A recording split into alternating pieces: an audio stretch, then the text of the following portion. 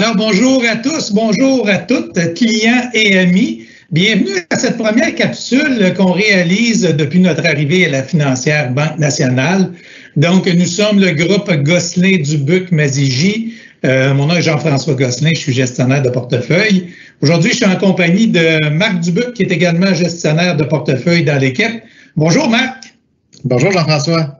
Ça me fait bien plaisir de t'avoir aujourd'hui pour faire cette première revue économique, revue de marché. Alors, ce qu'on a pour vous à l'horaire, en fait, on va faire un retour sur les derniers mois. On va parler également des opportunités puis du positionnement du portefeuille dans le contexte économique qu'on suit actuellement et dans lequel on est. Et on va vous parler également des éléments qu'on surveille, qu'on a sur notre radar.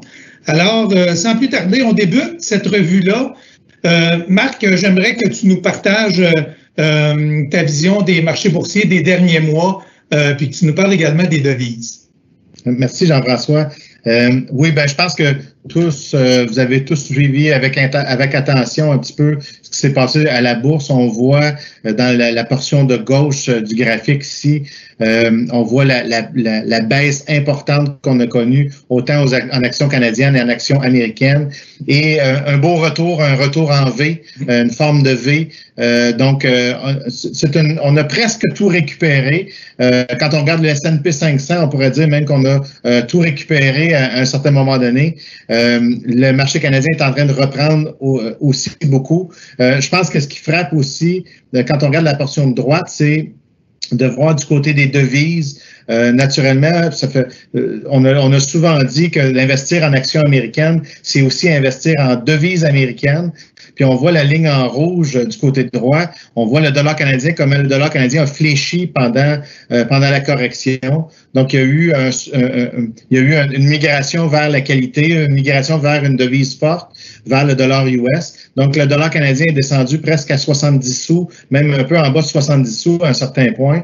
Nous, on en a profité, Jean-François, pour convertir une portion des actions américaines. On a converti la devise, donc on a converti l'exposition au dollar américain vers une exposition au dollar canadien.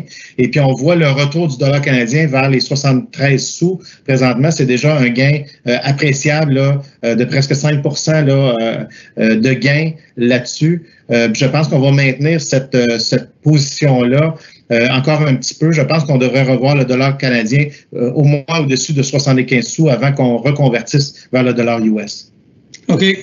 Donc, encore une fois, une belle transaction qu'on a réalisée de ce côté-là. Super. Donc, on suit ça de proche pour la prochaine opération.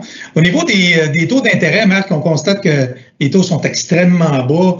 Ça prend des alternatives. On a quand même beaucoup de clients qui ont des profils qui sont quand même avec un risque modéré ou un portefeuille équilibré. Donc, il y a une bonne partie qui est en revenu fixe à l'intérieur de ça. Qu'est-ce qui se dessine devant nous comme possibilité, Marc? Mais Jean-François, on n'a pas énormément de choix. Je pense qu'il fallait, pendant les dernières années, il fallait maintenir nos obligations. Il fallait quand même garder une certaine exposition à des obligations un petit peu plus longues. On le voit dans le graphique de gauche, c'est les taux 10 ans. Donc, autant canadiens qu'américains qui ont été tous dans la même direction. Les taux ont baissé. On est rendu maintenant à un taux canadien aux alentours de 0,51. Donc, on fait 0,51 par année pendant 10 ans. Donc, c'est très, très, très faible comme taux d'intérêt. Il est temps, puis on l'avait déjà commencé dans notre vie précédente, Jean-François, à augmenter l'exposition aux obligations corporatives. Je pense que c'est encore le temps d'augmenter encore plus les obligations corporatives. On voit du côté droit l'exposition, ou ce que je veux dire, les écarts de crédit. On est à 2,4 supplémentaire quand on investit dans une obligation de bonne qualité au Canada. Donc, c'est 6 fois plus de rendement que d'avoir des obligations fédérales. Donc, ça vaut la peine d'avoir des obligations canadiennes. Il faut juste faire attention, d'y aller prudemment dans la sélection. Puis, un autre marché dans lequel j'ai toujours été réticent d'investir, Jean-François, c'est les actions privilégiées. Ouais. Les actions privilégiées, ça se comporte, oui, un peu comme des obligations, mais ça demeure des actions. Mais dans un contexte où les taux d'intérêt continuent de baisser, c'était pas une bonne proposition d'investissement d'acheter des actions privilégiées. ceux qui en ont dans leur portefeuille depuis des années savent de quoi je parle. Ça a continuellement baissé en termes de valeur.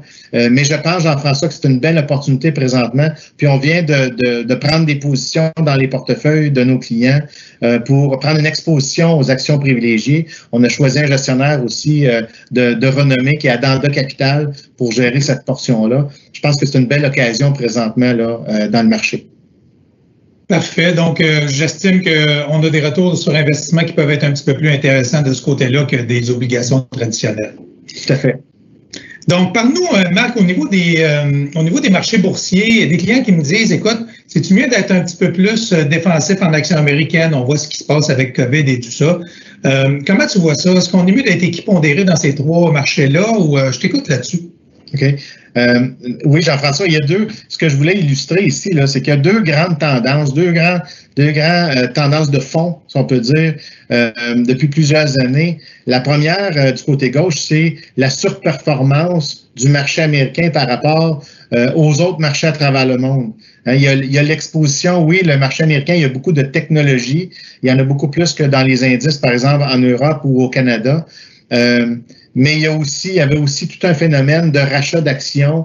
Il y a une mécanique qui permettait aux actions américaines de monter plus vite que les autres actions à travers la planète. Je pense, Jean-François, qu'il est temps de commencer à regarder un peu plus à l'extérieur des États-Unis, donc de se diversifier plus dans les marchés internationaux, entre autres, où il y a des marchés économiques, on pense à l'Inde, on pense à la Chine, même les pays africains, l'Europe de l'Est. Il y a des endroits où il va y avoir beaucoup plus de croissance économique dans le futur. Donc, c'est des endroits où je privilégierais plus d'investir présentement.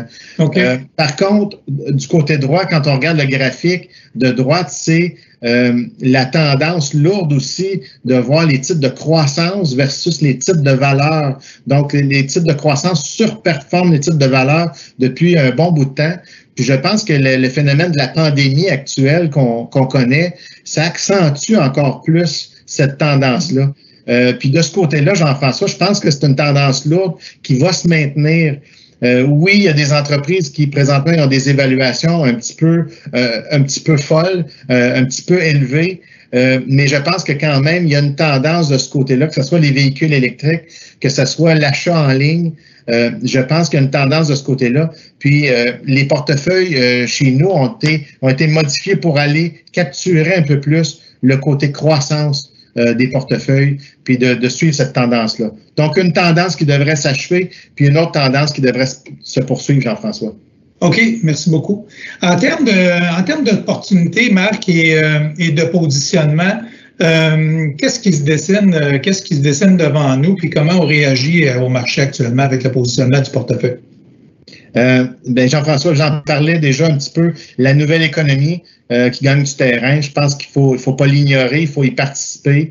Les écarts de crédit, les actions privilégiées, j'en ai parlé. L'autre grand thème qu'il faut vraiment explorer, c'est les placements alternatifs, notamment les actifs réels, l'immobilier, l'infrastructure, ça peut être les terres à bois, donc etc. là-dedans. Il y a plusieurs choses dans lesquelles on peut investir. Des placements privés aussi, des actions privées.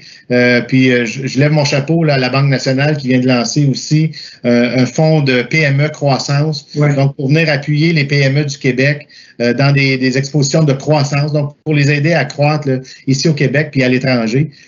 Puis on va regarder ces produits-là, puis on va essayer de choisir les meilleurs produits pour nos clients là-dedans, pour essayer de gagner une exposition dans des classes d'actifs qui donnent des rendements franchement pas mal plus intéressants que le marché boursier puis les obligations présentement.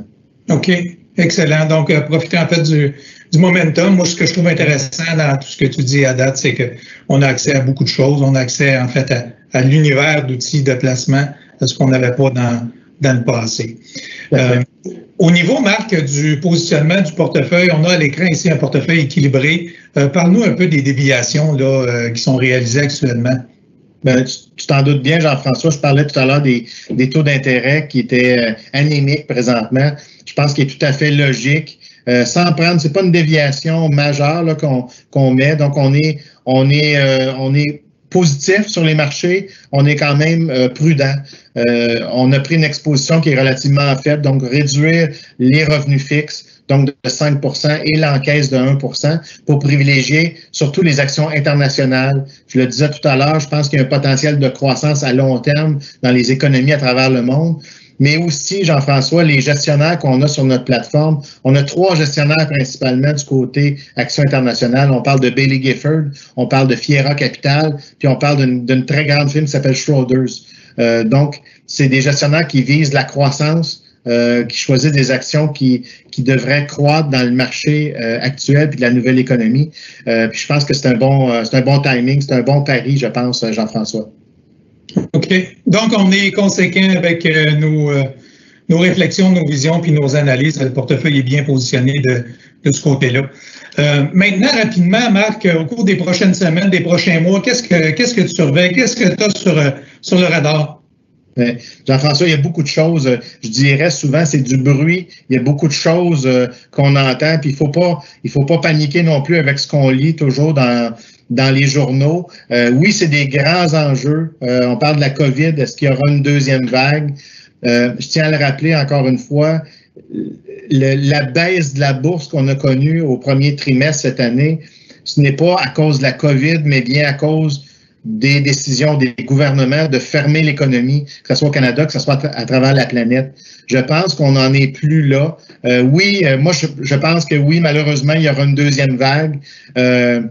Tant qu'il n'y aura pas de vaccin, qu'on ne sera pas complètement protégé, ça va toujours revenir. Mais je pense qu'on est beaucoup plus en situation là, de se protéger. Je pense que les gens vont faire des efforts de ce côté-là. Mais il va y avoir aussi les élections américaines, Jean-François, à suivre de très près. Il va y avoir la question de la dette, que ce soit au Canada, que ce soit à travers le monde. Les pays se sont gravement endettés durant cette pandémie-là.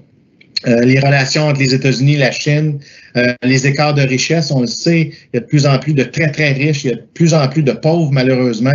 Il va falloir adresser ça dans le futur. Ça fait beaucoup de pression au niveau politique. Puis naturellement, le réchauffement climatique, c'est pas fini, là, on n'en parle plus, là, on en parle moins dernièrement, mais c'est une grande tendance qu'il va falloir suivre dans les prochains mois, dans les prochaines années. Excellent. Donc, beaucoup de surveillance que tu auras à faire pour tous nos clients, mon cher Marc. En terminant, et à l'écran, on a une espèce de baromètre. Il y a des clients, moi, Marc, qui me disent, écoute, Jean-François, avec la deuxième vague, ça vaudrait-tu la peine de se mettre sur les lignes de côté, etc. Parle-nous un petit peu de ce baromètre-là que tu nous as inséré dans la présentation.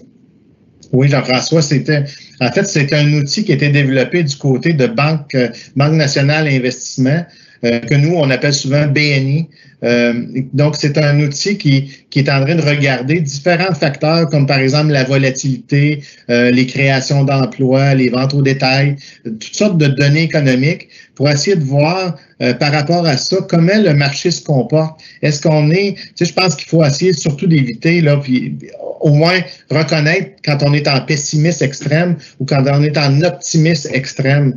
Donc, pessimiste extrême, ça devient une opportunité d'achat très, très importante. En optimiste extrême, je pense qu'il faut, à ce moment-là, il faudra aller se réfugier sur les lignes de côté, prendre des profits, comme on dit. Mais Jean-François, on n'en est pas là. On est vraiment dans une zone très confortable où, oui, il y a des données économiques, oui, il y a toutes sortes de données qui sortent comme toujours, mais c'est dans un environnement qui est quand même stable, qui permet aux gestionnaires de portefeuille de s'ajuster là au fil des nouvelles.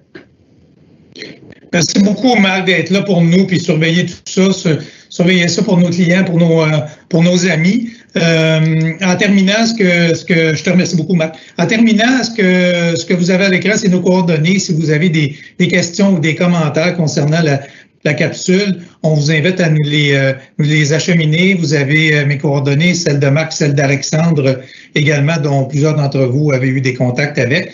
Vous avez également des coordonnées de Chantal Lehoux. Alors, n'hésitez pas, on est là pour vous. On prévoit faire ce genre de capsule-là périodiquement. Ça sera naturellement évolutif. Puis, on pourra insérer les éléments que vous souhaitez qu'on discute au cours des prochains mois. Je vous souhaite de passer un bel été, de vous amuser, de profiter de façon prudente du déconfinement. de mettre votre couvre-visage et de garder la distanciation de 2 mètres pour qu'on demeure tous en santé et que l'économie se porte mieux. Alors, encore une fois, merci et je vous dis à la prochaine. Bon été. Merci, Marc. Merci à tous. Au revoir.